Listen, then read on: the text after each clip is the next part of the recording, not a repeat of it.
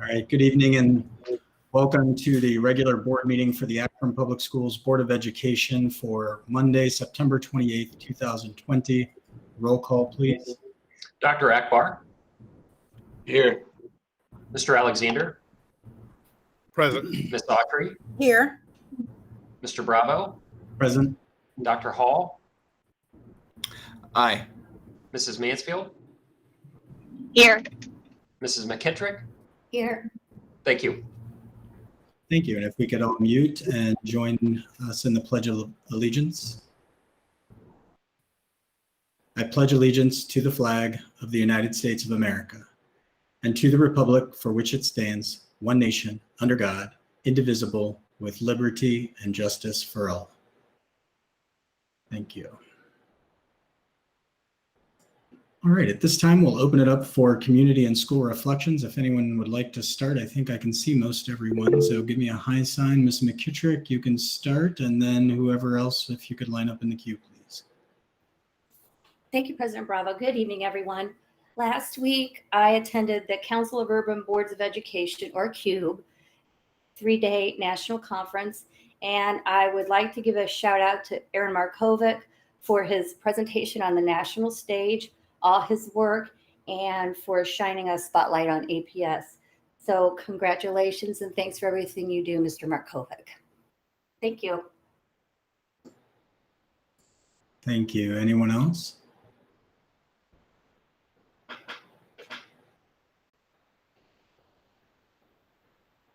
All right, hearing none. We have no request to address the board this evening, so we will move right into approval of the meeting minutes for Monday, September 14th, 2020. Do we have a motion? So moved. Second. Thank you. We have a motion from Ms. McKittrick, a second from Ms. Autry. Any comments, questions, or discussion on the meeting minutes? Hearing none, roll call, please. Dr. Hall.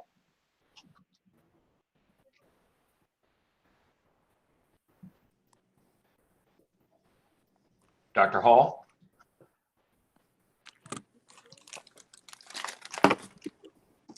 Sorry, Ryan, my internet cut out. Can you repeat the last part? So there's a motion by Ms. McKittrick and a second by Ms. Autry for the approval of the meeting minutes. Aye. Thank you. Mrs. Mansfield. Yes. Mrs. McKittrick. Yes. Dr. Akbar. Yes. Mr. Alexander. Yes. Ms. Autry. Yes. Mr. Bravo. Yes, Thank you. thank you. Superintendent's recommendations, personnel. Mr. President, I wish to recommend approval of the personnel recommendations presented in categories 5 through 16. I would also like to highlight in category 16, regretting to report the death of Mrs. Betty Moore, who passed away on Friday, September 18th. She was a member of our child nutrition staff at Higher CLC, and she had been an employee of Akron Public Schools for 27 years. Thank you so much. Certainly our condolences to her family. Do we have a motion on the personnel recommendations? So moved. Second. Thank you. We have a motion from Dr. Akbar, a second by Ms. Mansfield. Any comments, questions, or discussion on personnel? All right, hearing and seeing none. Roll call, please. Mrs. Mansfield. Yes. Mrs. McKittrick. Yes. Dr. Akbar. Yes. Mr. Alexander. Yes. Ms. Autry. Yes. Mr. Bravo. Yes. Dr. Hall. Aye. Thank you. Next, Mr. President, I wish to recommend approval of the resolutions and motions presented in category 21. Thank you. Do we have a motion on the consent agenda items? So moved. Second. Second. Sorry. Thank you. A motion from Ms. McKittrick, a second from Mr. Alexander. And before we open it up for comments, questions, or discussion, I did want to turn it over to Mr. Pendleton. Thank you. I wanted to make note of a couple items here. I'm going to present my screen just for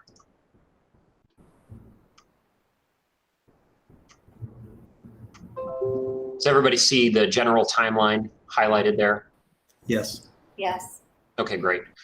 Just to put into perspective, the annual appropriations measure on or before June 30th, the board is required to pass a permanent, finish the permanent appropriations from the prior year and pass a temporary resolution for the next fiscal year.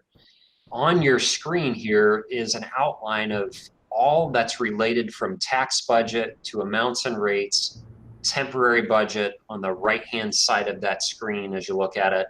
And then on or before September 30th, the board's required to pass their permanent appropriations resolution. Just wanted to show you the depth of the budget process in a timeline that I think this makes a little bit more sense to me in looking at it this way.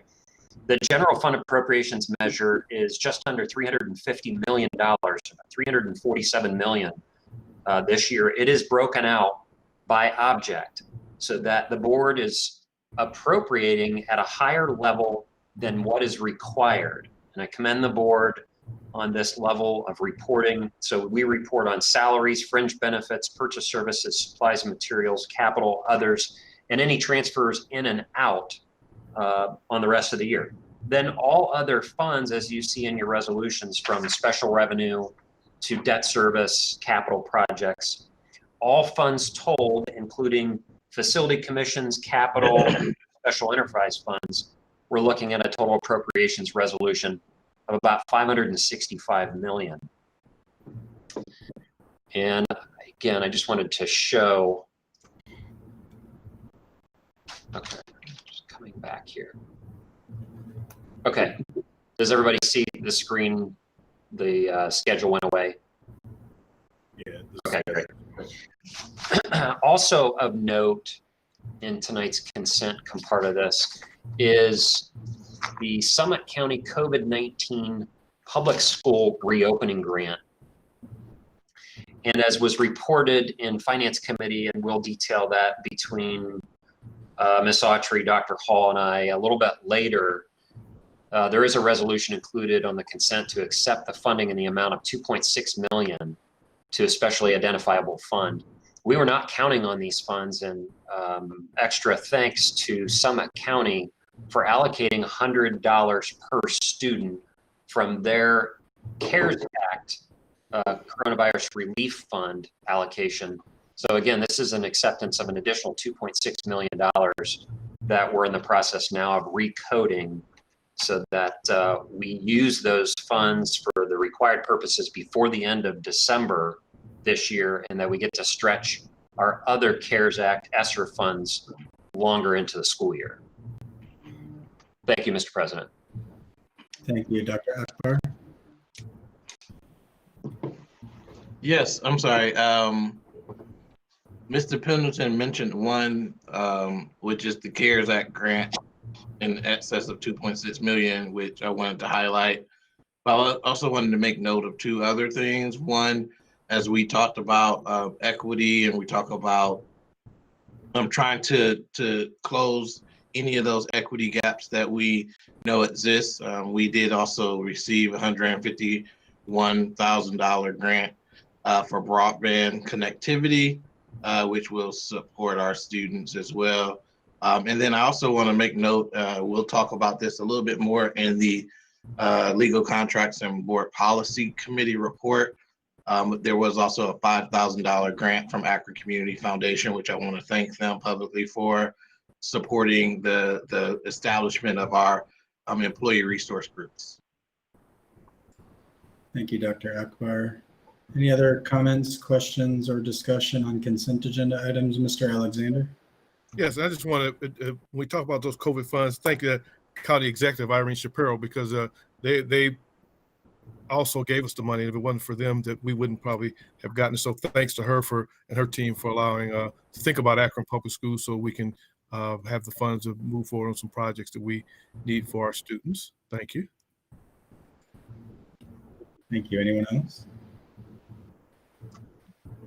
Okay. Just also want to echo thank you to County Executive Eileen Shapiro and her staff for their work in supporting school districts across the county. Much appreciated. Mr. Pendleton, roll call, please. Mrs. McKittrick, Yes. Dr. Akbar, Yes. Mr. Alexander, Yes. Ms. Autry, Yes. Mr. Bravo, Yes. Dr. Hall, Aye. Mrs. Mansfield. Yes. Thank you. And finally, Mr. President, I wish to recommend approval of the business affairs recommendations presented in category 23. Thank you. Do we have a motion on the business affairs items? So So moved. moved. Second. Thank you. A motion by Ms. McKittrick, a second from Mr. Alexander. Any comments, questions, or discussion on business affairs? Hearing and seeing none, roll call, please. Dr. Akbar, Yes. Mr. Alexander, Yes. Ms. Autry, Yes. Mr. Bravo, Yes. Dr. Hall, Aye. Mrs. Mansfield, Yes. Mrs. McKittrick. Yes. Thank you. Thank you. Superintendent's report. Yeah, several items. The first one, this morning, I sent you all an updated copy of a draft in terms of some ideas we have on servicing students with IEPs based on the conversation from the last board meeting.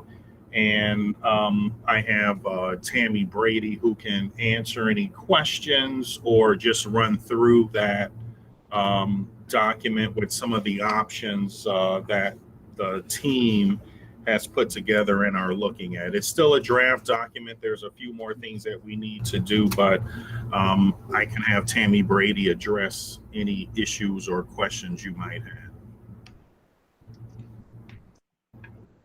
have. Thank you, Dr. James. I am presenting for you now a summary of what you saw earlier. Just to give a quick overall, these are some of the factors to take into consideration when we do look at each option.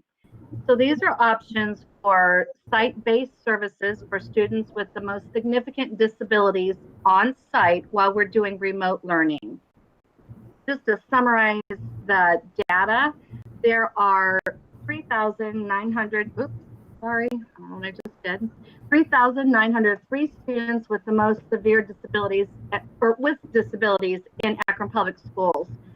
Of those, we have 448 low incidence students, and those are the students with the most severe disabilities. So these are students that might be served in, but not exclusively, but might be served in a self-contained classroom, such as a multiple disability classroom, a classroom for students with autism, and that would be predominantly the students we would be looking at.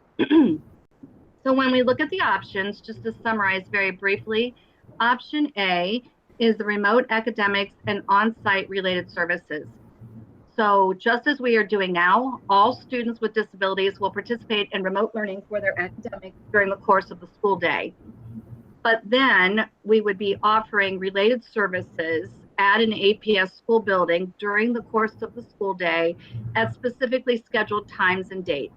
So students who needed speech, OT, PT, we would schedule those in at a building site so that they could receive those services in person.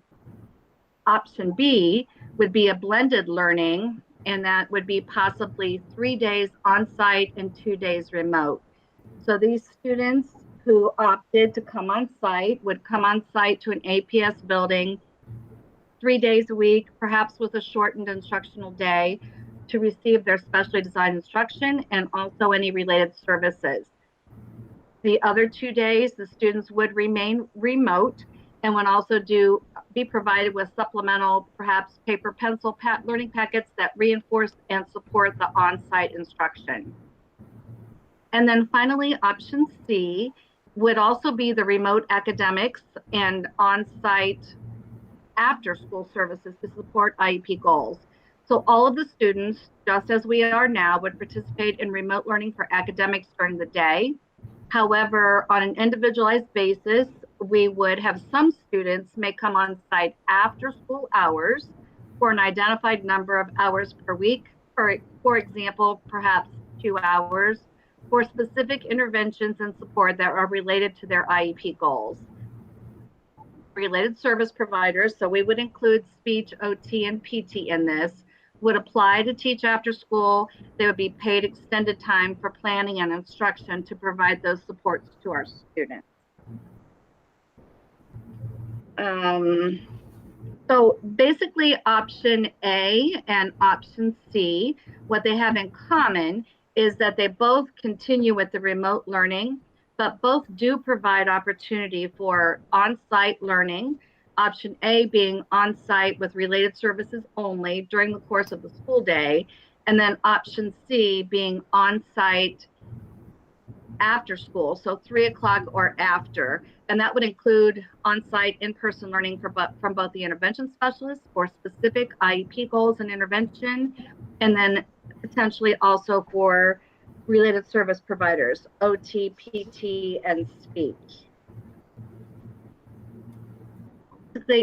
We had a shared team with MD team, a shared leadership team. We did meet to discuss all of the options and brainstorm what would be best for our students, because we know that we are anxious to have our students back in school and that they are in need of their services. Our team really is leaning towards option A or option C at this time. So I'm going to go ahead and take this off the screen right now and see if there are any questions I could answer. Great, thank you, Ms. McKittrick. Could you walk us through how you decided that A and C would be the most palatable for you, please? Thank you. Really, when we talked through all of the options, option B, obviously, we really like the blended learning option, and we feel that that would be beneficial to our students. However, when we're looking at how we might be staffing that, so if all staff returned to be able to be in their classrooms and support the learning of their students, we could see that working very well. But if all staff were not required to return, we could see some difficulties for the students with transitioning. So we're talking about a population of students who do not transition very well. So if they were unable to go to their regular building, which they are familiar with, or receive services from their regular teacher, who has been spending the last 2.5 weeks establishing relationships with the students, the transition time for our students with the most significant disabilities is great. And so we felt that that might almost be more harmful to the students than good to put them through multiple transitions in a very short period of time. Thank you. Thank you, Ms. Mansfield. Sorry, I thought Bruce was next, so I wasn't ready. Thank you for that question, Mrs. McKittrick. That was one of mine.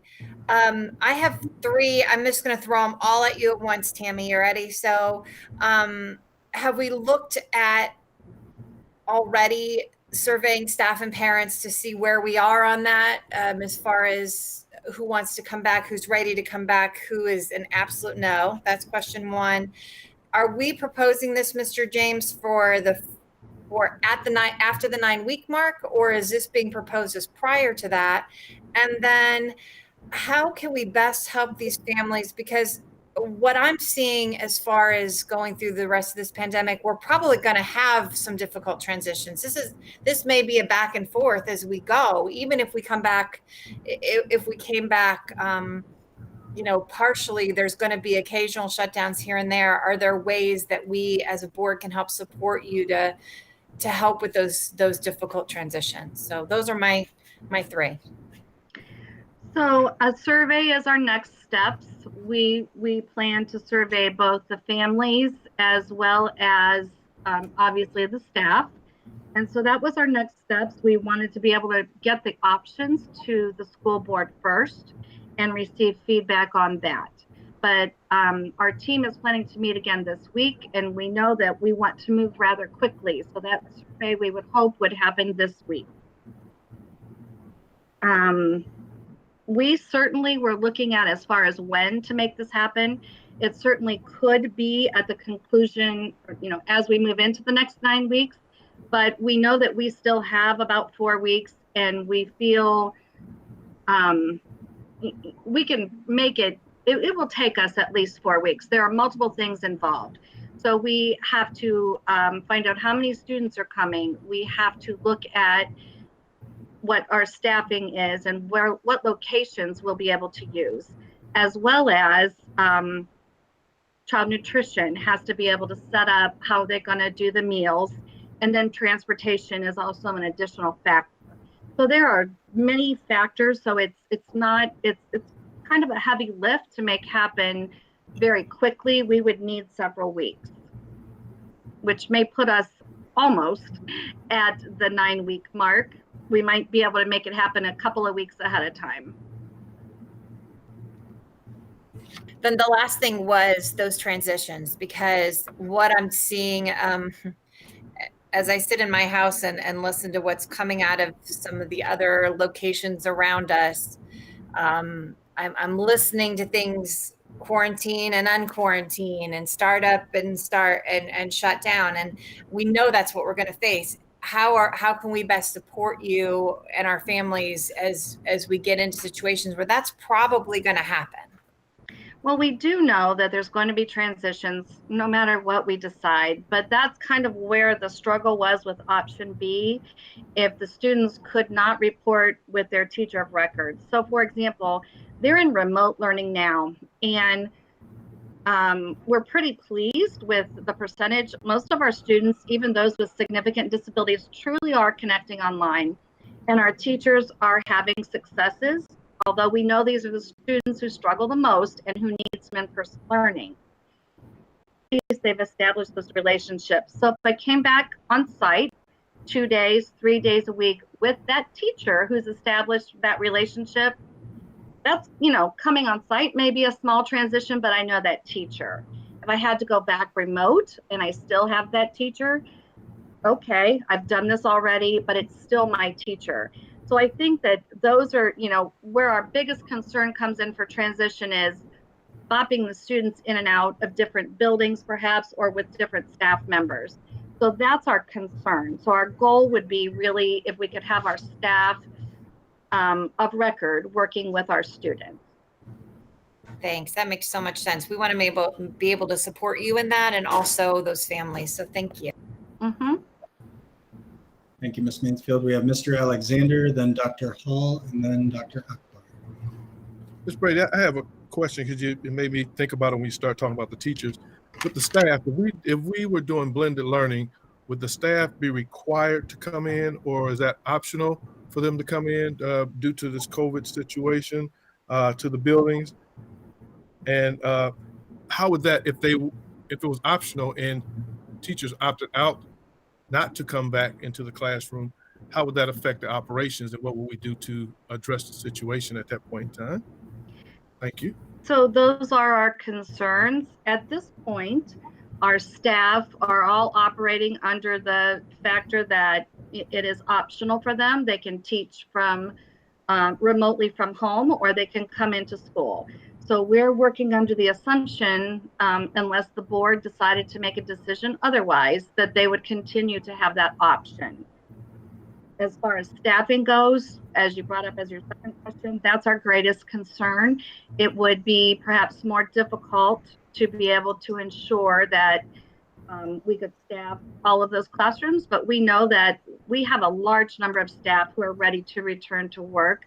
So we feel pretty confident that we could work around it. That's where the transition then becomes the bigger problem.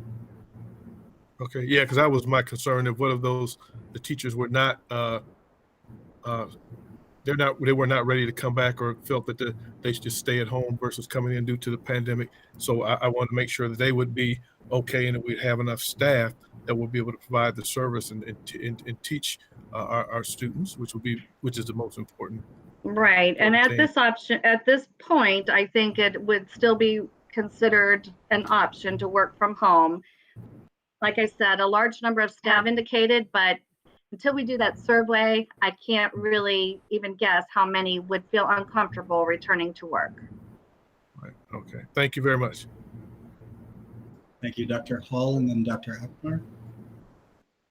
Yeah, thanks. First, Ms. Brady, thank you for doing this. I mean, I know that we were really keen to kind of get some options on the table. And so first, I just want to say thank you for all the hard work that you and your team have done around this.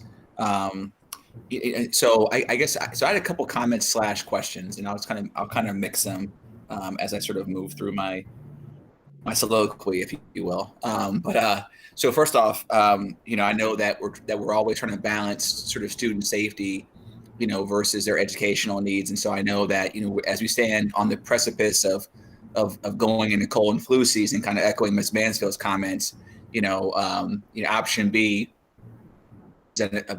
challenges around potentially having to pull kids right back out of school, and how to sort of is that going to be as well, and then so that's sort of a comment around that. And then you mentioned, but as it relates to option B, it sounded like what you were saying is that option B was preferred option. Was it solely because of staffing concerns, or were there other reasons why option B was not the preferred option? I don't believe it was solely because of staffing, as the transition piece was huge, not knowing how long that would be for. Now, should we decide that, for example, should it be decided that the district would remain remote for a longer period of time, could that be considered as a better option, knowing that the students would be in a blended learning for a longer period of time and not just be a couple of weeks and flipping out? Then I think that could be considered. It certainly is an option that gives students more time face-to-face with a teacher. Roger that. Okay. And then my other question, and again, a lot of the questions that you all hear me ask on a regular basis, I talk a lot about sort of collaboration, collegiality, and transparency. And so I wanted to ask you, so have we been able to engage our partners over at AEA in these conversations? And what is your, and if so, what is your take on, what their level of support is for the various options? The team that I mentioned that we had, the shared leadership team with MD teachers and also related service providers, was a collaboration with AEA. So we, the team members were invited to attend from both the Office of Special Education and also from AEA. So that was definitely a collaborative effort. I did review with AEA leadership following that meeting, summary of the meeting and what we came up with and what were the preferred models, which was A and C.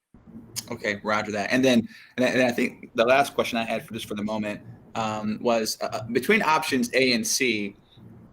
And I know I'm putting you on the spot just a bit by asking this question this way, but between A and C, do you have a preference between A and C? I like C because option A, it's providing the related services on site during the day, but there isn't an option for intervention because our intervention specialist in those classrooms will be providing remote instruction during the day. So with option C, we can hire intervention specialists who can provide some specific intervention related to the student's IEP goals. It would be after, 3 o'clock or after, but we would be able to look at providing more services to our students. So we could provide intervention from the special education teacher, but also potentially speech, OT, and PT. So more opportunities with option C for students to have face-to-face interaction. Okay, fantastic. Thank you very much for your time. I appreciate it. Thank you. Thank you, Dr. Akbar.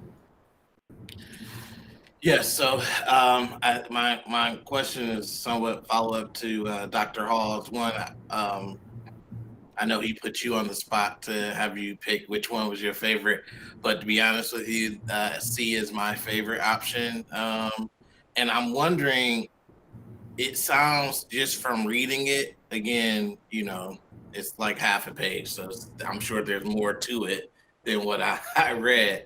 But just reading it, it sounds very doable, and that it could actually be done before the 4 or 5 weeks from now.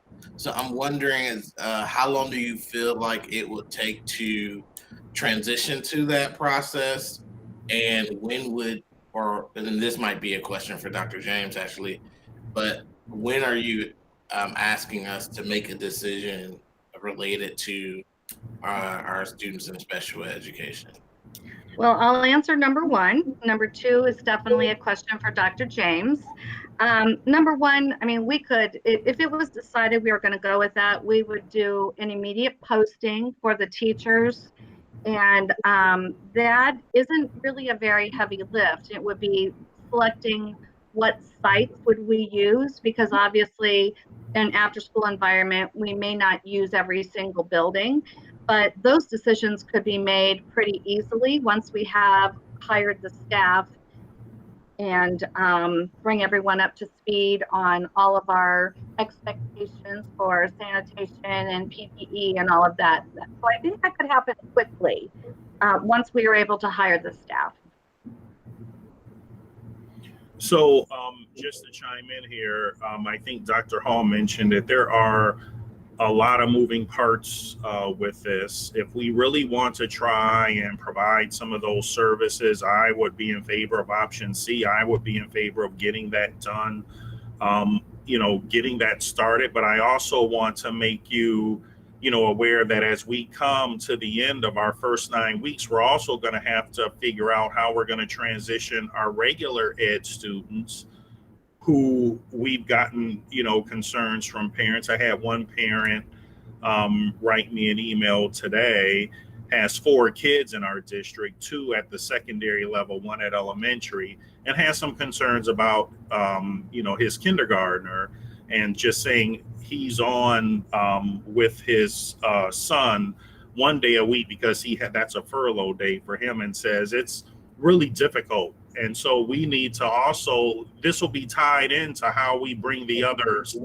back and students back. So I would certainly be in favor of starting with this option C of providing some of that in the afternoon, working on that. But then we're gonna have to also transition the rest of the district to probably a more blended model where maybe half of the kids are in 2 days, the other 2 days is for the other half, like an A and B group.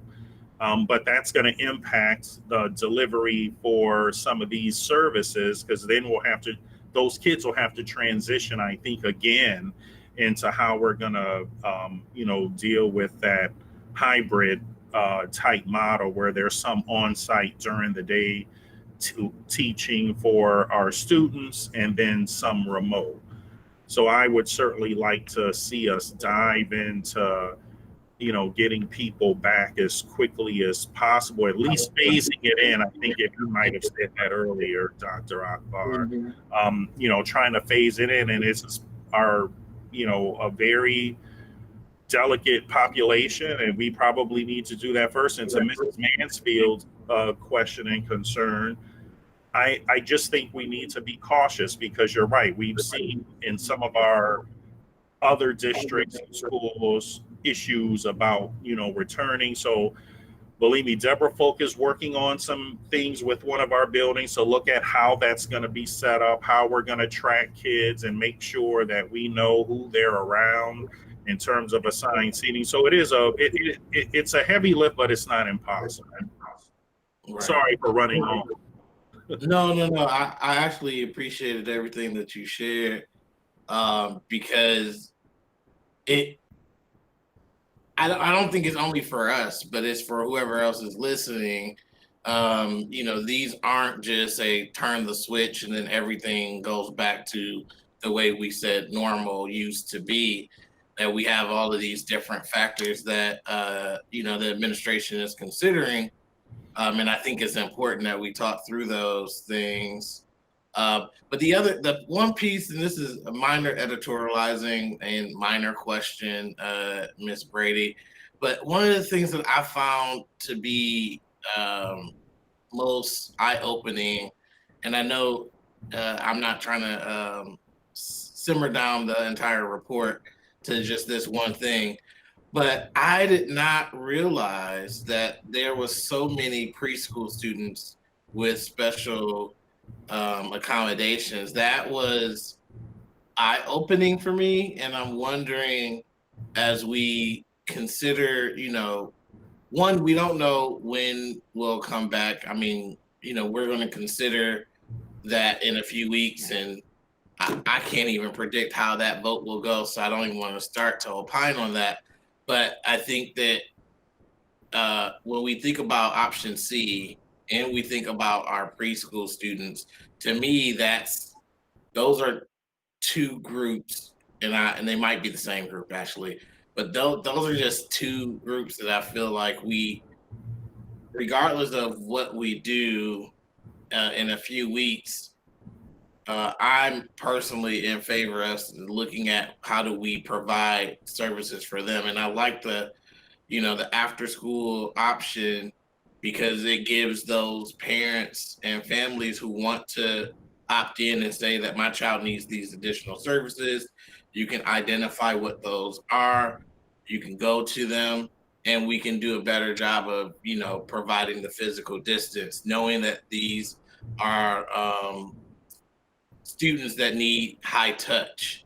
And that's the other concern that I have. And I think I stated that to Dr. James, probably in a meeting we had, not a big board meeting, but that is one of my biggest concerns, because that we know that that's the most vulnerable group of staff, because they actually have to be more high touch. So I said all that to say, with the preschool, we really, if we could try to figure out a way to consider them in this prioritizing of the after school, is going to be important.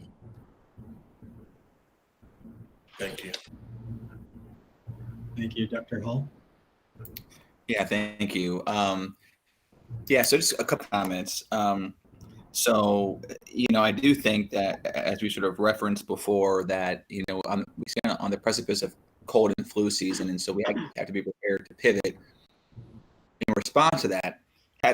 With that in mind, I know that as we sort of start to look at this group and we start to think about how do we bring other kids back to school in the coming weeks, as that discussion really kind of heats up, we also have to, I think it's important for this board, in partnership with, our senior staff administrators as well as AEA, to really come up with the criteria that we can all agree upon, that makes sense for how we would rationalize either bringing students back, or not bringing them back. And then if we bring them back, what would be the criteria for going back to remote online? I think it's super important, that, because I think the community at large is a little confused, and which makes a lot of sense, right? Because it's dueling experts out there in the community, right? And statewide and federal wise. So there's a lot of reasons why folks are confused. It's really incumbent upon the folks who are on this call, again, along with our partners over at AEA as well, to make sure that we can kind of sit down together and kind of figure, all right, what are the criteria going to be, so that way, when we make decisions, we're not in a situation where, the community and the papers at large are like, the rationale here is not clear. I think we owe it to the community to make sure that we have a very sort of clear and kind of laid out rationale and criteria. Now, I'm not suggesting that I know what that criteria is or should be. Let me be very, very clear about that. But I know that there's a lot of smart folks in this community, infectious disease specialists, et cetera, that we can begin now to have conversations with, to kind of put together what that criteria would look like. And I do think that ultimately that's a document that we should have prepared for the public to be able to view. That way. Now, I get it that whatever document we come up with is not going to satisfy everybody. And you could argue that doing a document like that just opens us up to take even more sharpshooting, if you will. But I do think it's important for us to at least try, you know, and so you know, I guess to think about that criteria. And the other thing too that I did say this earlier, and I want to say it now is, you know, I've seen articles and I, you know, talked to folks in the community, and there seems to be this need to compare APS to other districts within Summit County. And let me just state for the record, those of you who are listening or who may play this back, that is not the right comparison to be making at all. You know, because those other districts they might have one high school, they might have 2 middle schools, they might have 5 or 6 grade schools. You know, they have a much less diverse demographic. You know, so it's an apples to watermelons comparison. You just can't do it. So I think if we're trying to, you know, help to inform those in the community, I think that has to be part of the narrative as well. If you want to compare us, if you want to evaluate, you know, a district that is the best urban in the state, you know, compare us to what Columbus or Cincinnati or Toledo or Dayton. That's the more accurate and appropriate comparison group as far as what we are and what we aren't doing. So again, you know, so I want folks to, and it's important as we sort of develop this criteria, you know, for folks to keep that in mind as well. That again, we're not comparing Akron to Talmadge or to Barberton, you know, or Greene or Stowe, you know, or Hudson. I mean, you know, these are much less diverse districts, much smaller as far as staff and students. And so again, I saw like I'm on a soapbox about this, but I've really been upset by the narrative that I've kind of seen popping up, you know, in and out of various places in the community. It's not the right comparison to make. And then, you know, I think that, you know, I think Ms. Brady, I think the plans that you put together, I think it's a fantastic, you know, sort of set of options for us. And I'm looking forward to, I guess the question I had for you is, I know that we weren't planning to vote on this tonight, I'm pretty sure. As you mentioned, it's just a draft, but I guess my question is in the absence of a vote, or are you looking for feedback from us tonight as to sort of which option we prefer you to start doing more work around? I mean, without a vote, I guess, you know, I don't want to confuse the issue, but I also don't want to, you know, I also don't want you to, I guess I also don't want to have you sort of doing additional legwork on options that maybe aren't as seriously being considered. So again, I'll defer to you, Ms. Brady and Dr. James, kind of let us know sort of what you need from us tonight to be able to move forward in the most expeditious and efficient way. Thank you. Thank you, Dr. Hall. You know, part of our work is that, you know, everything doesn't require a board resolution. I think sometimes there, you know, what we call administrative discretion, or we hear what direction you want. And if we're going to do this within, for instance, if the consensus is we should go with option C, then staff will work on putting option C in place. You can certainly, you know, vote on a resolution for that, but sometimes, you know, I go back to one of our former board members, Linda Kersker, God rest her soul, who would always sit on the end of the seat at the end of the board table in the old boardroom and say, you know, we need to give the administration a little wiggle room because there's always some issue that comes up that's a little different. You know, that might be a one-off, but we have to handle. So, you know, my whole thing is, you know, you all know that we're certainly gonna, you know, consult with, of course, Summit County Public Health, where, you know, we have, you know, some of the best special education staff and teachers, I think, in the state. These people really do care about the kids. We've already talked about some of the extra PPE that, you know, we will want available for staff, you know, not just face masks, but shields and gowns and things like that. So, you know, I have my confidence in our staff that we could come up with that, you know, finalize that option, and with all the people on our team would be ready to go probably within a couple of weeks at a minimum.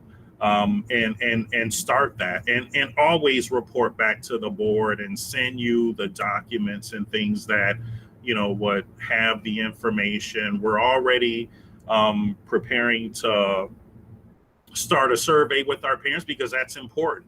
We need to know which parents are interested, what services we have to line up, even whether they're interested in meals, because those are some things that if it was a daytime thing or evening, how we're going to do that. So, if you want to certainly vote to say, we have the authority to move forward with that plan, as we need to with periodic updates to the board, I think we're prepared to do that. Okay, thank you. I appreciate that. And again, I'll defer to, I will defer to board leadership on how they want to proceed on that. Thank you. Good, thank you. Dr. Akbar? So I don't know if we need to do a vote, but if we do, I'm definitely fine with it. I'm just want to make the statement that I'm in favor of us moving towards option C, and having after school options and support for our special ed students, and making sure that we have the necessary support for them while we're still in the remote environment. I would echo that as well, Dr. Akbar. I'm in favor of providing some support for our special education students. I think the options that you put together were well thought out. And as Dr. Akbar said earlier, I know there's a lot more behind that than the summary that we're seeing, but I do think it's important that we start to address some of the concerns that we've heard from parents. I also am in favor of option C, and I'm also in favor of giving the administration a little wiggle room to work around those instances that may be outside of what we can think of in this brief discussion period. Is there anyone else with questions? Mr. Alexander, go ahead. Yes, and I agree with you guys with looking at the option. I think we should give the administration the option or the opportunity to look at this here and to start digging, take a deeper dive in developing a plan to be able to present to us and say, okay, hey, here's what we come up with, and here's the reason why, the rationale for this, and then give us the option to say, okay, go ahead and move forward and implement it, because I think that's a good,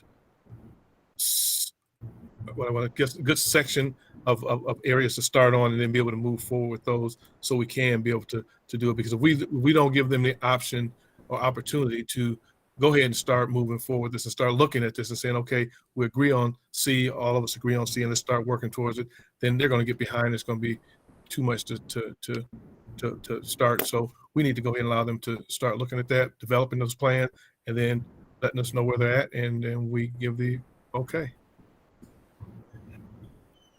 Well, there you go, Mr. President. I think we've got some coalescing around option C. So, but I would like to hear from Miss Autry and Miss McKittrick. Miss Mansfield as well. But I know that it sounds like there's at least 4 of us that are coalescing around option C. But would want to hear any dissenting viewpoints from my colleagues. I do not have a dissenting viewpoint. Thank you. Roger that, ma'am. Ms. Autry, did you have anything to add? I do not either. Thank you. And I agree with allowing Tammy and Mr. James and Dr. McWilliams-Woods to continue this work. And I think our goal all along in this is to A, keep kids safe, right? But B, get them engaged in as much of an educational process as we can. And with these students, it gives us just that extra challenge. So I think that we need to give them the leeway to do what they do. Good, thank you. And Mr. President, I do have one more comment. That under option C, we will be using our current procedures through Akron After School. So we already have, that isn't really the health aspects of it, but that's, how we would hire the folks to do, the interactions with the kids. So it's very, it's similar to what we would do in a normal school year. We have the infrastructure set up already to be able to process, how we're going to pay people, how we're going to hire people. So that really is that's like a piece of low-hanging fruit in order to get that implemented. All right, great. Thank you. Anything else from your report, I guess, first? Oh, yeah. I'm sorry. One, on our working through, our time will be running out through, I think, November 11th or really November 9th for our reopening plan. I don't know if Dr. McWilliams-Woods wants to add anything to that, but we have people really working through looking at all the aspects of how we could, or not reopen, but a transition away from 100% virtual and how that could look. And we might have a few initial ideas on that. Might actually, if it's okay with you, Dr. James, I might have policy representatives actually talk about, because that was part of their report, to talk about just the timeline that we discussed at instructional policy that this week. So I don't want to steal their thunder. Okay. Mrs. Mansfield? Okay. I don't remember if Valerie was going to talk about that part or I was, but we did talk about that in our instructional policy meeting. We talked about the timeline for that, and some of that was transitioning from 100% remote at the next 9-week period. We talked about having the superintendent present on October 12th, and then with a request for decision no later than October 26th. And Valerie, do you want to add more to that, Mrs. McKittrick? Sure thing. The other part of that is that Dr. McWilliams-Woods is going to attend committee meetings in October to discuss the proposals that the teams have come up with. And that's pretty much our report for instructional policy as far as the reopening teams and their proposals go.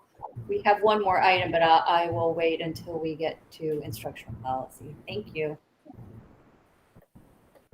Thank you, Ms. McKittrick and Ms. Mansfield. Dr. Ellen McWilliams-Woods, anything else? No, I think that's all for now. Thank you. Thank you so much, Mr. Superintendent. Yeah, another issue that is coming up, which we don't really have guidelines, I'll be sending out tomorrow our internal plans based on all the information for winter sports, which would include, of course, swimming, bowling, wrestling, basketball, and also the club sport of indoor track. So I will be sending you the draft procedures for that. There were some health guidelines that were issued by the health director, Ohio Department of Health interim director, on September 25th about that, but we have not gotten any guidelines from the Ohio High School Athletic Association covering winter sports. Those dates for competitions are actually later this month in October and in November for actual competitions.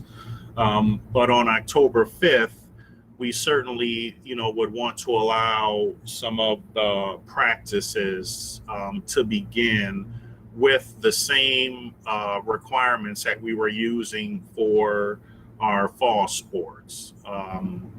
In terms of safety requirements, which I believe would be very similar, but not actually doing the competitions, which I think we can bring something. If we get the Ohio High School Athletic Association guidelines quickly, I believe we can have something for your approval on the actual competition at the next board meeting. Dr. Akbar? Yes, so I have just one question that just made me think about, one of the things about the fall sports is that, they're outside, absent swimming and volleyball. Right. But they're outside, and with winter sports, they're all inside. And one of the things that when I was having a conversation with the Summit County Public Health a month ago now. I can't remember when it was. One of the things that we talked about was the ventilation of our buildings.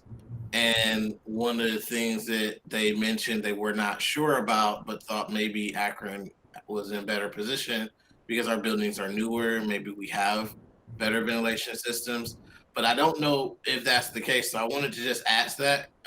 That wasn't necessarily something that came up before, but now if we're thinking about winter sports, I just wanted to revisit that. Right. Yeah. Right. With our building automation system, I think all of our high schools can get the requisite number of air exchanges per hour. What I will have to do is look at Kenmore Garfield because they're in an older building, but all of the new buildings have systems that we can adjust the airflow into the building.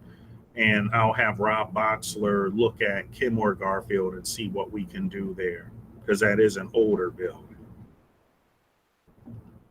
I appreciate that. I think that was just as we do review the plans, that's something that we probably need to look at it. Yes. And we may have to do something similar as we've done with, with Ellet's football, limiting the venues where there can be competition.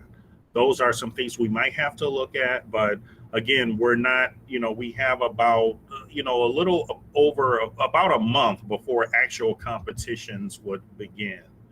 And then again, I'm looking at what are the Ohio High School Athletic Association guidelines going to be for the winter sports.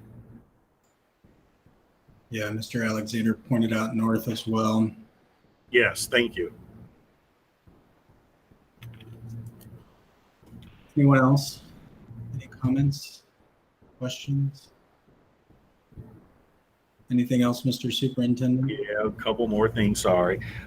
There are two major grants that we are putting applications in for. One is with the Hewlett Foundation and the other one is with the Chan Zuckerberg Foundation. I'd like Dr. McWilliams-Woods to speak about those briefly.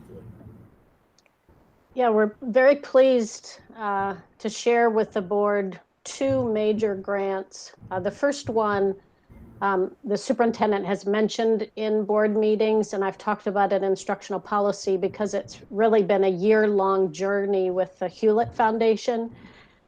This past year, we did two site visits with them, and we've had numerous meetings on a $1.5 million grant application all around supporting our college and career academy transformation, focusing primarily on middle school, but with some reach in elementary and high school as well. The three areas of focus for that grant, and they revised this focus based on the unique year that we're all living through. So the three focus areas that we're writing to is fostering student agency and engagement in their learning, which obviously fits us beautifully with looking at expanding student voice, student leadership opportunities, some equity pieces around how all of our opportunities for extracurriculars and clubs to make sure that's equitable across all of our schools.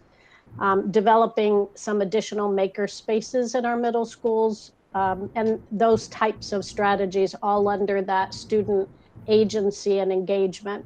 Then the second area is enlisting parent and community support for student learning. And it's focused on sharing information and involving in key decision-making. Carla Chapman is taking a leadership role on that around redesigning our family collaboration systems and looking at how we're organized around supporting families. And then hosting all of the family academies that we've talked about with you, especially with all the reopening, how important that is, some of the digital literacy skills. So now we'll have funds to be able to support that, as well as linking families to some of our key partners on workforce development strategies. We want our families to be first in line at all the opportunities for career exposure and workforce development. So we want to make sure we have the linkages for that. So those are some of the examples. The third area is supporting educators as they adapt to these unprecedented circumstances and really boosting their craft and looking at ways to make that happen. And some of the strategies under that will be looking at redesigning the way we do our professional learning system and integrating more with the universities to do kind of embedded college courses and professional learning simultaneously through the school year, and going deeper on looking at our equity for our higher level courses that I've talked with all of you about in the board meetings, and looking at some of the systemic ways that we need to build that in, starting at middle school through high school, and then expanding some of our fifth to eighth grade career exploration. So all of the college and career academy pieces that are in our master plan that you'll be entertaining over the next couple months for our middle school will be able to have funding from the Hewlett Foundation. And then the second incredible opportunity, and I should say the Hewlett Foundation came to us from a relationship with the Martha Holden Jennings Foundation, who has been providing great support for our middle schools already. They funded all of our design for the master plan and our initial implementation phases. And so they brought the Hewlett Foundation to us. And when they heard about our College and Career Academy work, they thought that it was just a perfect fit for them. Then we also received, just a couple of weeks ago, the superintendent received a contact from the Chan Zuckerberg Initiative. And the Chan Zuckerberg Initiative is working with the Ohio Department of Education on some policy initiatives for the whole child strategy that's in our new ODE strategic plan. And the state superintendent sent them to us because they were looking for exemplar districts to help fund kind of the next level of work that was already happening in districts that were doing some innovative practices. And so they sent them to us and said, with this work with ODE, we'd like to fund some additional initiatives that all are wraparound whole child approach, which includes equity, social emotional learning, any kind of racial justice type strategies, and accelerating student voice. And so we thought that sounded really good. We looked quickly over this past week with them.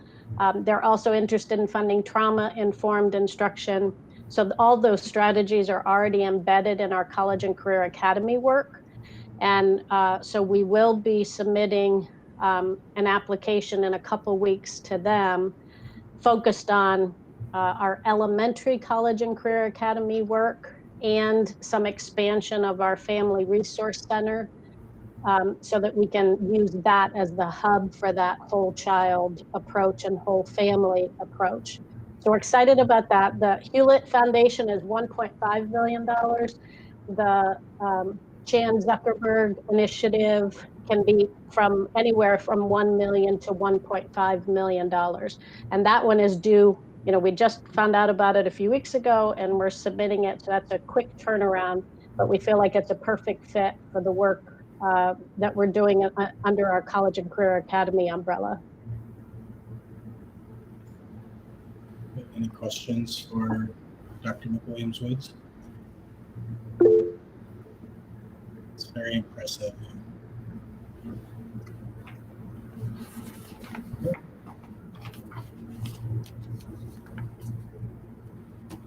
All right. Okay. The last item I have is in the obituaries today in the Beacon, there was an obituary for a lady by the name of Jane Walker Snyder, who passed away on September 22nd of COVID-19. And many of you may not know who she was, but she ran the Akron Council. She's the executive director of the Akron Council of World Affairs.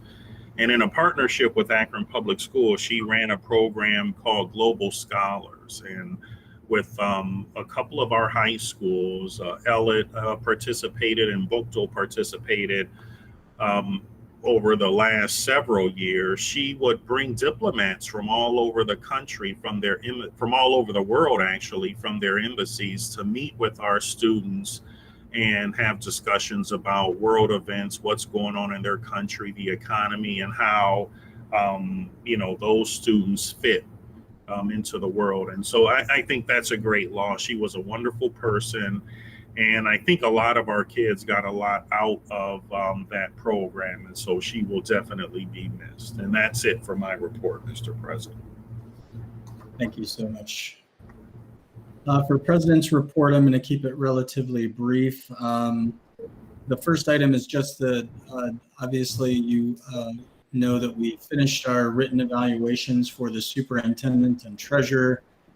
And time permitting still this evening, we are planning to go through the conferences for both of those, which is another reason why I'm keeping my report somewhat short tonight. On the superintendent search, Dr. Akbar and I have met twice just to do some preliminary discussions around that. We also had a meeting today with representatives from OSBA to discuss what a search process utilizing OSBA would look like.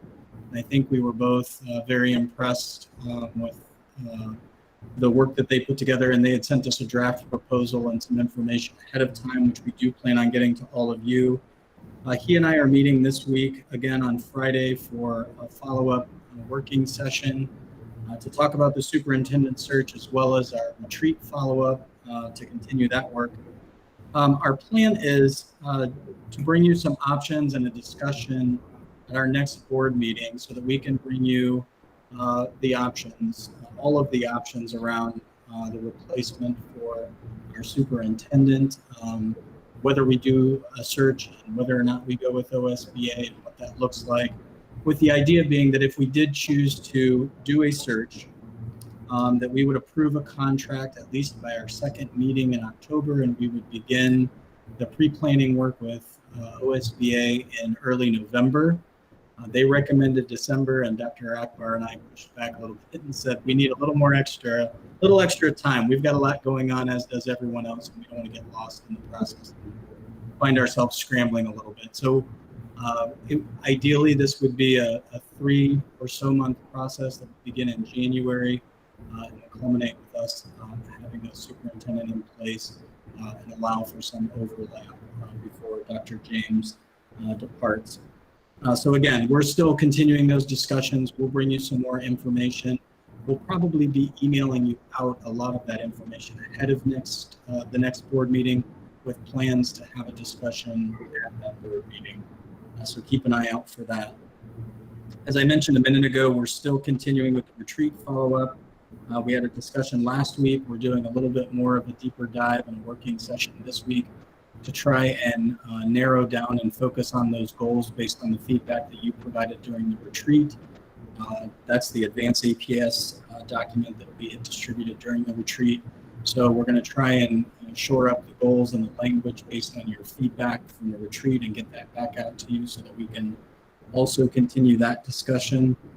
And just finally, Dr. Akbar and I met last week with Mayor Horgan and a few members of his staff just to talk about Akron Public Schools and share some thoughts around a few of the initiatives that we have going on. I would say the meeting went well. We both walked away with some things, and one of the interesting things that we talked about that Dr. Akbar had suggested was an area that the city could help us with, and maybe even fodder for future discussion, is around diversity and recruitment for teaching. And so I thought that was very positive and something that we'd love to continue to explore. But it was a good meeting, and so I'll just leave my report there unless anyone has any questions. Yeah, Mr. Alexander. Yes, I do have one question. Will you guys be reporting out to the rest of the board members the discussion that you guys had with the mayor, so we could get an understanding of what's going on, what's happening, and maybe the possible concerns, if there's any concerns, or more partnerships and so forth? Yeah, given everything that's going on, I think with COVID-19, with the budget and the levy, with the superintendent retiring at the end of this school year, Mayor Horgan really just wanted to touch base, share some thoughts and questions around that. Wanted to know if the board had decided how it would proceed with selection of the next superintendent. Wanted to know what the board's commitment was towards college and career academies and our community partnerships that we've developed over the last few years. And it really was just a very informal discussion around those types of questions. We had questions for him as well around the superintendent search, but as I said, also Dr. Akbar, when he asked if there were areas where we might be able to work together and the city might be able to help us. Dr. Akbar mentioned diversity recruitment and hiring, and so we even talked about the possibility of continuing those discussions. So it was really levy, future of APS, superintendent search, and really just him getting a feel for where we were as a board. Okay. Yeah, I think that's good stuff for all the board members to know, and sometimes maybe even if it's a one pager or something, or maybe you get something out to us just saying what's going on, so we all are aware of what's happening and what's going on in case someone tries to ask us a question about something and we don't know. It's kind of hard to respond if we need to at that point in time. So and certainly if you have any more questions, feel free to reach out to me or Dr. Akbar, and we'll follow up with you offline. But I mean, that was really it. What we had mentioned before when I sent out the email letting everyone know that we were meeting with them, it was around the future of APS. That was really what it was. More of a question and answer session for them to be able to find out where we were. Okay, thank you. Ms. Mansfield? Just thinking back to when we did the search for Mr. Pendleton, I know that at that time the board was presented with more than one party to help us to do a search. This is a superintendent, different situation, COVID. There's so many reasons why that may not be easy. Just wondering if you, Mr. President, and Dr. Akbar are exploring OSBA and other options, or OSBA is the only one that you are planning on looking at right now? I did mention when Dr. Akbar and I met that we had used OASBO before as well, and so certainly they're an option. I think given what we are hearing about the timeline for getting something posted in January, and we still have pre-planning work to do, we can certainly add another one to the mix if there's one that you would like us to get a proposal from and look at in particular. I think my only concern would be with our meeting schedule too, just getting enough of those vetted and getting the options to the board and still having time to do the pre-planning work and get everything posted by January. I mean, we're already bringing you the options on October 5th and hoping that we'll pass it October 12th. And hoping that we'll pass it on the 26th so we can start in November. So we can certainly add another one if you think, or if the board thinks maybe we should be looking at OASBO as well, or a private search firm, but we've only spoken with OSBA. I just know, I mean, honestly, by statute and by virtue of, who we're replacing, this is the hardest thing we'll ever do as a board. So, and most important, how about not hardest, but how about most important thing by statute that we do. So want to make sure that we do this right. And again, I would say it also, Dr. James has set an incredibly high bar, so. Agreed, and please let us know. And if that's something that you think we should be looking at is maybe OASBO or another firm, if you've got someone in mind, please let me know. We don't want to leave anything out, but we also kind of went with the obvious choice for at least getting a proposal to start with as a discussion point. If you want us, or same with Dr. James, if you would recommend that we also, add a second proposal in there from another group, please let us know. Will do. Mr. Alexander. Yes, and I agree with Lisa. This is going to be bar high, and we're going to. This is a very, very important piece of Akron Public Schools, and I'm not sure. I'm not saying that we have to look at other individuals or groups that have some type of superintendent search, but I think we need to make sure we're open. And I was going to ask the question: with OSBA, were they looking at just a local search, meaning Ohio, or are they looking at a national search? Because that's two different things. If Ohio OSBA is just looking at a statewide, that's one thing. But are they looking at a national search? And I personally think we need to look at a national search, because we may miss out and not say people in Ohio that could really do the job, or maybe people that we have in our district. But I think it's just always good to get a more broader view and perspective versus just a small snippet of what we're trying to gather. So I mean, my thoughts, I think it's national search should be what we actually look at. Yeah, thank you. The proposal from OSBA, just FYI, and we'll have a more formal proposal sent out to you, but the proposal is all-inclusive, and it is a national search. Okay, thank you. Any other questions for me? Oh, yes, Dr. Akbar, sorry, go ahead.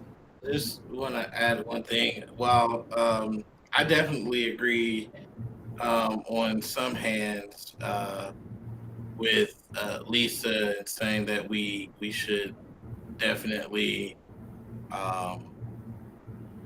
look at other, it's good practice to have more than one option. I will also say that I think with the timeline that we're looking at, we can definitely look at another option, but I think what might make the most sense and where we are is to get you the proposal and our thoughts from our meeting with them, and see if you are even interested in it. I think if you find reason to not want to go with them, or something that you think that we should be providing or should be provided, and they're not providing it, I think that then we can do that. Part of it is, I will say, I'm a critical theorist, just in academic training and just in who I am. And I will say that many of the questions around search equity and diversity, they actually did a really good job. Mr. Bravo somewhat chuckled when I said, I really wanted to have questions for you on the way you screen your candidates, but I really can't. And everyone knows I'm going to look at the way, if I look at nothing else, I'm going to look at the screening of candidates, because that's where you get most of your equity issues. So I just want to put it out there about that I think that from what we did receive from them and the meeting, that I think it is high caliber. And I'm if that's what we want to, if you want us to go and look at someone else, I think we probably should know that now. Otherwise, I think let's look at the proposal that we have, and if we find reason to go after somebody else, we can. I think those are the two options that we have.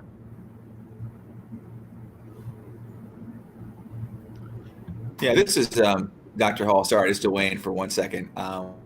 Yeah, I would definitely agree with all that. I mean, I've got questions as well, but I think you are all planning to sort of share with us the proposal. So I suspect my questions will be answered in that proposal. So I'm going to defer to to board leadership on this one and just wait for your proposal and then sort of share any questions I have after we receive that. Thank you. Thank you. Anyone else?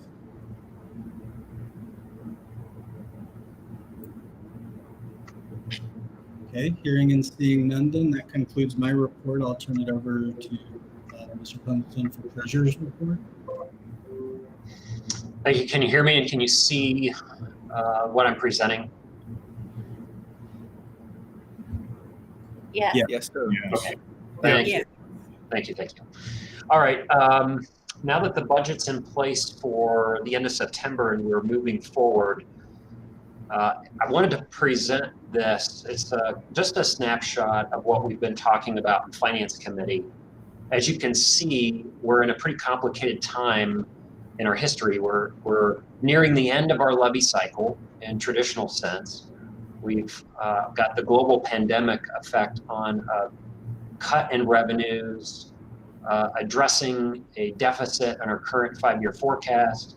And then at the bottom of the screen, you see the complexities that there are 4 components of additional funding. And as really a special thanks to Dr. James and Dr. Ellen McWilliams-Woods for adding to our plate here. And we're very fortunate to have that problem, but you can see if we secure those 2 additional grants, there's an additional almost $3 million of 2 separate grants that will have specific guidance attached to it, how and when we spend it. And so this budgeting season is really complex. And so I just wanted to highlight this. We're going to talk a little bit more about this in Finance Committee. But as you can see in the highlighted section above where it says updated November forecast, I would say that the consensus we received after last Monday's Finance Committee was to have a open Finance Committee with any and all stakeholders and maybe multiple meetings as it relates to district finances, as it relates to COVID finances, as it relates to the reopening finances. And as you can see, we need to secure as much input on this as possible. And this is great timing, whether or not we consider a levy in May. And that's going to be my next point. And hopefully you see the timeline on the levy. I did want to put into writing for a board about if we choose to go on a May, I want you to see what resolutions are required and when, and kind of what next steps need to be done. So by January 11th, we need to pass a resolution of necessity. We've seen that before for our previous attempt. And then in January 19th and or the 25th, we want to look at a resolution submitting the question. And those are the required resolutions to place it on the May ballot. I will keep these timelines in front of you, both through Finance Committee and reporting back to the board as a whole. And as you know, there is a community component to this levy. And I wanted to put up the other topics there about marketing, partnerships, fundraising, even board liaisons to a levy, all need to be decided in fairly short order if we're to proceed. As I leave those deadlines back up there, one more item to report on tonight, and that is, I know we've been anxiously awaiting for the announcement of substitute House Bill 305, and officially that is going to be a press release on Tuesday, followed by testimony on Tuesday and Wednesday. I'll be presenting base cost, likely the first testimony on House Bill 305 Tuesday, and then distribution on Wednesday afternoon with so about 8 other superintendents and treasurers from around the state of Ohio. So we're pretty excited about that. I know there's a lot of other topics to discuss tonight, but I'll leave that for Finance Committee. That concludes my report. Thank you. Good. Thank you so much. Any questions for Mr. Pendleton? All right, hearing none, we'll move on to committee reports with legal contracts and board policy.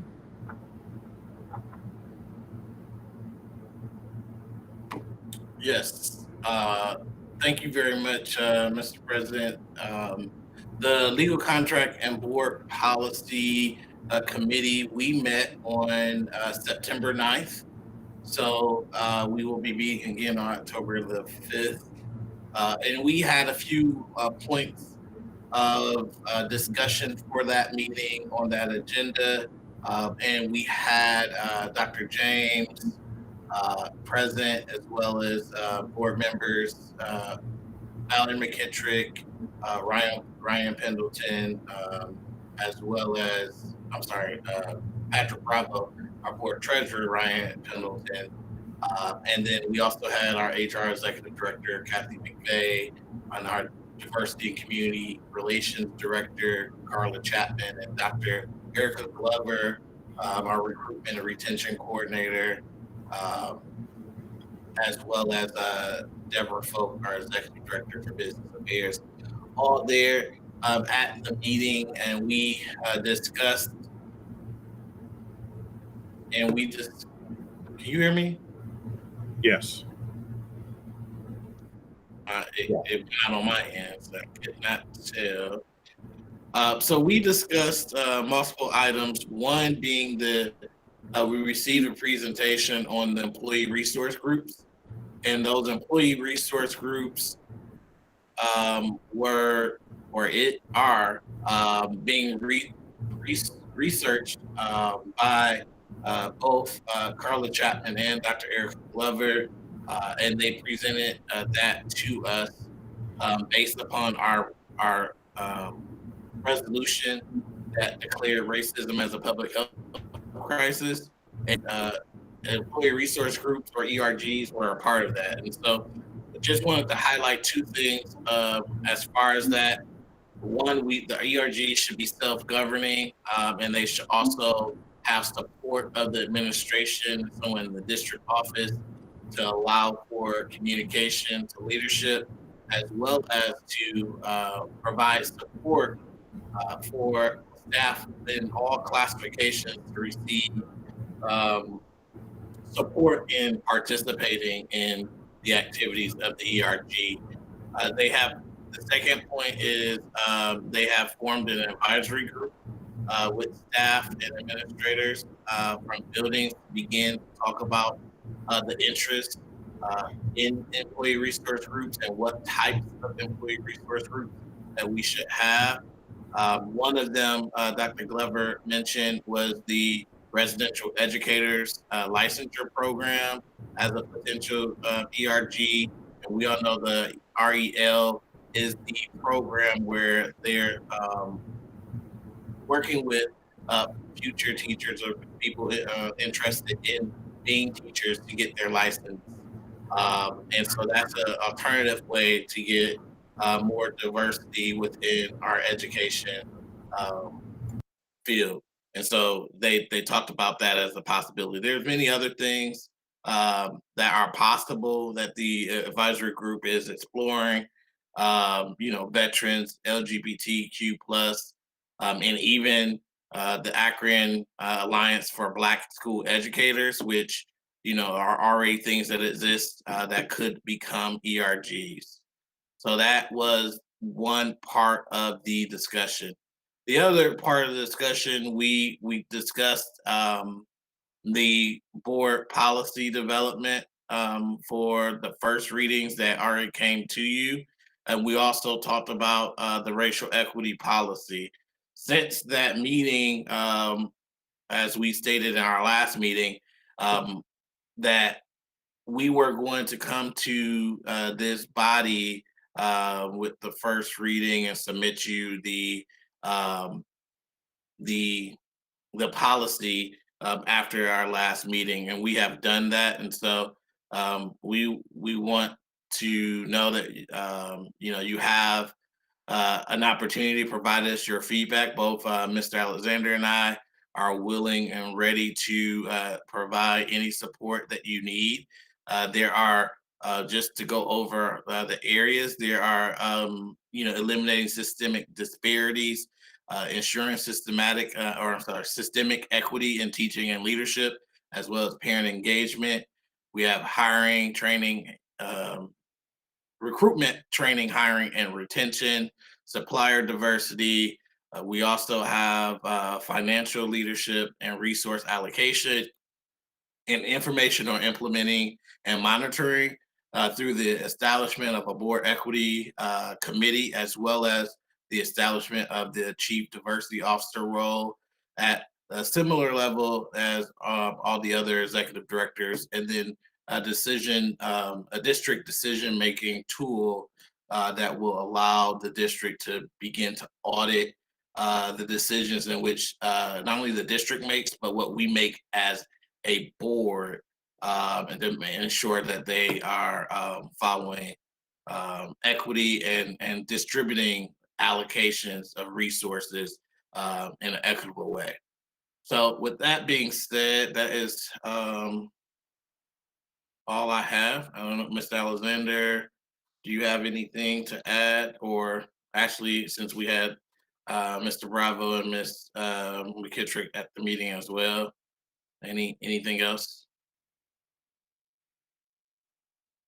I think you did a very good job of explaining it, Dr. Akbar, and of course I had to miss the meeting, unfortunately, but you did it. I just want to let everyone know that there was a lot of work that went into it. Dr. Akbar did a lot of work. I did a lot of work. We had Diane Feidel look up some information for us. We looked at what was going on across the nation and what school districts, which was very few school districts who had racial equity policies. And then we began to gather information, put it together, and we shared our information and we blended it together. And I think we have a good policy for board members to look at. And we, as Dr. Akbar mentioned, we love to get everyone's input on the policy, and any things you think that maybe we should add or you have questions about, feel free to contact us and we'll answer them. But I thought it was very good. And I want all of us to know we should be proud that we're one of the few, will be one of the few districts across the country that have a policy like this. When you ask most of the districts if you ask a district for a racial equity policy, they send you their equity policy.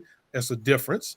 One is equity itself, and then this is racial equity. So we'll be one of the few districts across the country that have a racial equity policy. I'm sure there will be, once we pass our policy, there will be districts across the country that will be coming to us and wanting to see our policy and ask questions in reference to our policy so they can work on policies themselves. So in saying that, I want to thank Dr. Akbar especially because he did a good job in doing this and even pushing me a little bit to keep me on task, which was good because I had a whole lot going on as well. And then I had to thank Ryan as well, because Ryan is always inspirational in helping us with keeping things on track of what we need to do and making sure we get it in and get everything out so we can move expeditiously. So thank you all for that.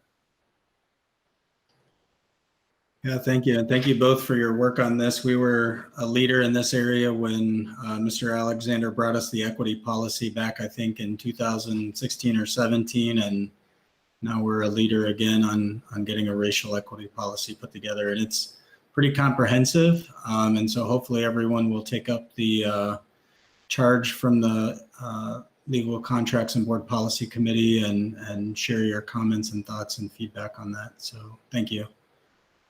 Finance and Capital Management. Thank you, Mr. President. I will go ahead and start us off here. Finance Committee met a week ago today with myself, Dr. Hall, Mr. Bravo, Mr. James, Mr. Pendleton, and Dr. Akbar and Val McKittrick were also in attendance. And Ryan already mentioned about House Bill 305 that we did review as well. And I just want to continue to thank him for representing us in a good way and being present for testimony that'll be moving forward next week, as he mentioned. So thank you very much with that. Also, legislatively, we discussed Senate Bill 350.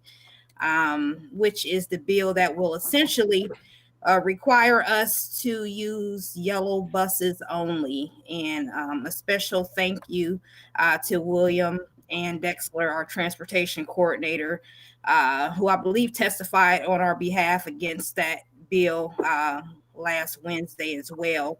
And just so you know, essentially, it would cost us an extensive amount of money to be able to accommodate that. Just needing an additional 31 buses, in addition to the additional wages and benefits, property that we would need to acquire to store the buses, in addition to mechanics, etc., fuel. So we are definitely in opposition to that particular bill. And one of the other things that I mentioned as well is what our relationship with the Metro bus system here in Akron. Many of our families and students rely on those bus passes to get to back and forth to work after school, and also on the weekends, because they're also able to use the passes for that as well. So that would be something that, Yellow Bus Service wouldn't be able to support us in. So again, thank you to Mr. Ann Dexler for testifying on our behalf against this particular Senate Bill 350. Ms. Autry, can I interrupt there real quick? Yes. Anytime that we have an administrator, board member, somebody advocate on our behalf, Dr. James and I like to, again, so everybody knows for the books, on our own expense, we like to give them a coin for advocacy. And I'll show that on the screen so everybody can see. And even though this is virtual, we'd love to present this in person, but we're going to give a special thanks to Mr. Ann Dexler and Deb Falk for their testimony. And we were able to make some conversations out in hallways also in the State House. So we'll be giving that coin to them in the near future. Thanks for letting me interrupt that. Thank you. No problem. So with that, I will actually turn it over to Dr. Hall to report further on what we discussed last week. Roger that. Thank you, Ms. Autry. Yeah, Mr. President, when you pulled the coin out in the military, it's a tradition for us in the military as well to give coins.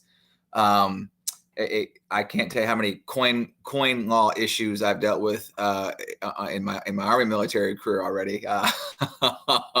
It is so complicated. So I appreciate you qualifying it by saying on a dime. We didn't use actual district funds to purchase the coins. I appreciate you saying that. So just brought back some flashbacks. Absolutely. So coin law is its own thing. Having said that, yeah. So again, Mr. President sort of covered for the public as well as for the board already an update around the appropriations. So I'll move quickly through the rest of this as well. So we did talk about the implications of COVID-19. So there was an update around that where we sort of again kind of cataloged or inventoried the various COVID-19 relief funds that again you've also kind of seen Mr. President sort of walk through tonight as well. We talked about the expense reductions due to online learning. And we also talked a lot about the impact of not pursuing a levy in November 2020. So things that, again, we've kind of recapped tonight for the public as well as for the rest of the board. We also reviewed an article in the ABJ, Akron Beacon Journal, regarding the Akron tax abatement program and and some of the possible effects that program could have on. Because recall, we rely a lot on property tax. So again, if we're creating a tax abatement program or continuing an abatement program, I guess is more accurate to say, that is going to have some impact on our collections. So we should have talked about that as well.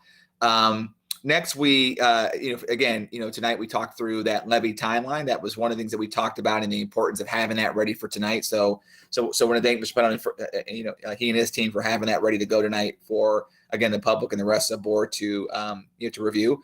And then last but not least, we talked again, as a regular standing agenda item moving forward, we do and we'll continue to have an equity and finance conversation.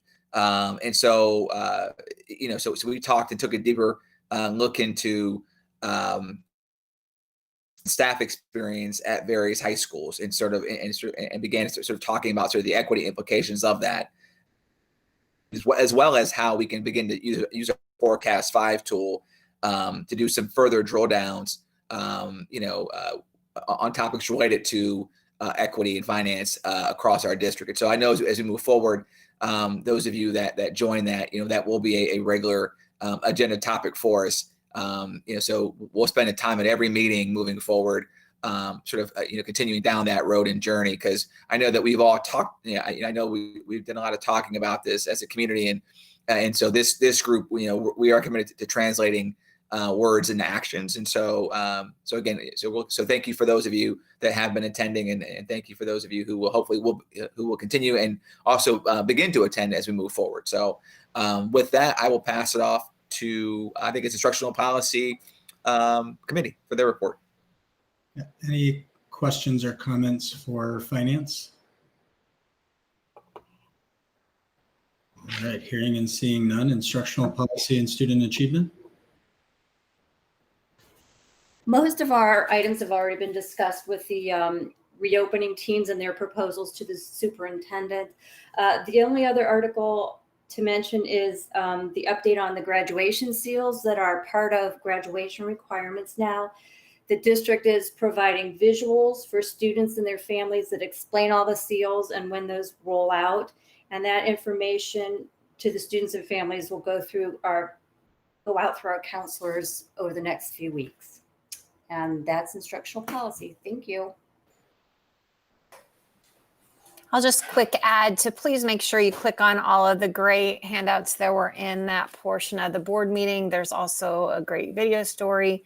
And also just a reminder about the College and Career Academy virtual Academy 101s that are coming up. But we're not calling them that anymore. Virtual information sessions.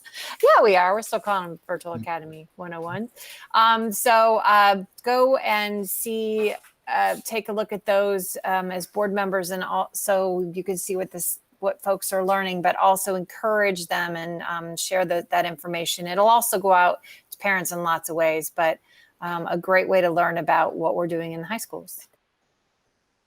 Great, thank you. I was actually going to comment on the handouts there. I always appreciate those.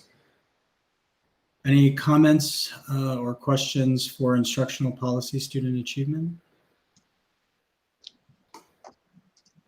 All right, hearing and seeing none, we have no unfinished business, but Mr. Superintendent, you do have a resolution under item 30.1 under new business. You're muted. Yes, sir. A resolution in remembrance of Reverend Dr. Diana L. Swoop from Arlington Church of God. I did deliver that on Saturday morning during the calling hours.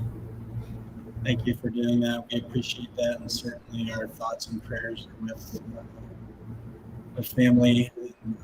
So thank you. At this time, we do need a motion, or we're looking for a motion to approve this. So move. Second. Thank you. We have a motion from Mr. Alexander and a second from Ms. Autry. Any comments, thoughts, or feedback on this resolution before we vote? Mr. President, just quick comment. I had a chance to attend her church on any number of occasions, and I was stunned. I was beyond stunned. And so, it's yet another shining light that has been extinguished too soon. And so, I want to thank Dr. James for his work around that, because again, she was a truly remarkable human being. And I just was absolutely stunned and heartbroken to see that she had passed. And so, again, heartfelt thanks to Dr. James and for his work around and this group as well for putting this together. Thank you. Well said. And certainly her work, the work from her and her church that they've done with our kids was certainly remarkable as well. So yes, thank you. Appreciate that. We do have a motion and a second. Roll call, please. Mr. Alexander? Yes. Ms. Autry? Yes. Mr. Bravo? Yes. Dr. Hall? Aye. Mrs. Mansfield? Yes. Mrs. McKittrick? Yes. Dr. Akbar? Yes. Thank you. Okay, thank you. And we do have a need for executive session this evening pursuant to Ohio Revised Code Section 121.22G1 to discuss the employment of personnel of the school district. So we are looking for a motion to recess into executive session. So moved. Thank you. We have a motion from Ms. McKittrick and a second from Mr. Alexander. Okay. All right, roll call, please.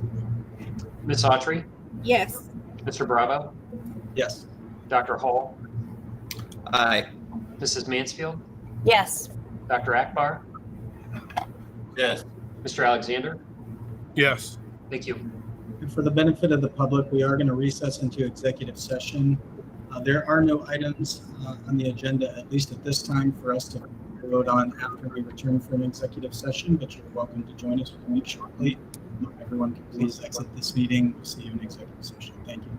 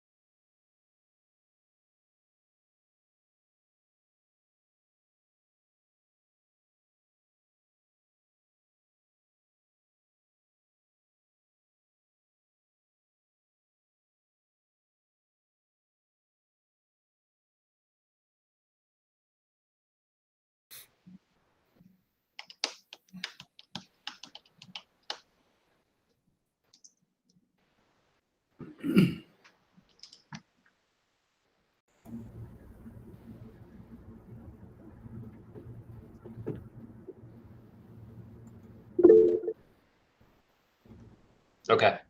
Thank you, and welcome back. We are returning from executive session to our regular meeting for the Akron Public Schools Board of Education for Monday, September 28th, 2020. There is no other business to come before this board, so we will take a motion to adjourn. So moved. We have a motion and many seconds. Or we'll take a second. Who's going to second? Val takes first. Okay, Val and Mr. Alexander, we'll do that. All right, so we have a motion and a second. All in favor signify by saying aye. Aye. Aye. We are adjourned. Thank you so much. Have a good evening. Everybody have a good night. Good night, everyone. Have a good evening. Derek, good luck tonight, buddy. Try to get some rest. I'm trying. Thanks, Bruce. We'll see you.